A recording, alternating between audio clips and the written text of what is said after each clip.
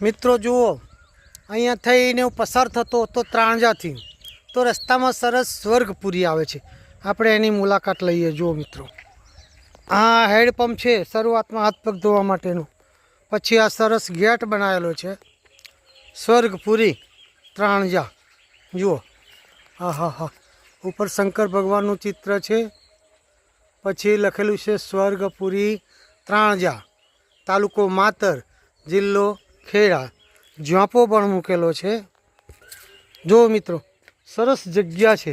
હા હા હા હા, જુદા જુદા ફોટા આપેલા છે અને એને નુકસાન ના કરે એટલે પિંજરું બનાવેલું છે.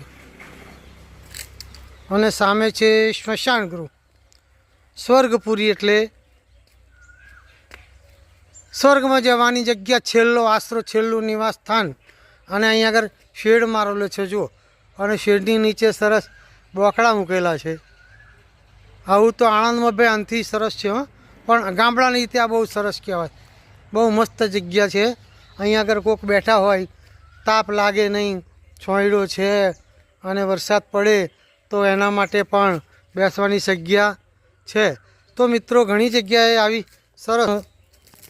સરસ જગ્યા હોય છે. ઘણી જગ્યાએ આવા સરસ સ્મશાન હોય છે, જેને સ્વર્ગપુરી કહેવામાં આવે છે.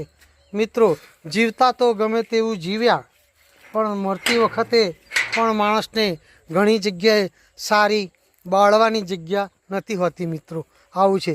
તો સરસ આવી જગ્યા જોઈ અને આપણને ખૂબ આમ જોઈ લો, સરસ રમણીય જગ્યા છે. અને ઝાડ એટલા બધા છે કે છોંયડાની આમ જરૂર જ ના પડે. છોંયડો છોંયડો છોંયડો, તાપ તો મળે જ નહીં જોવા. ચાલો મિત્રો, આવજો.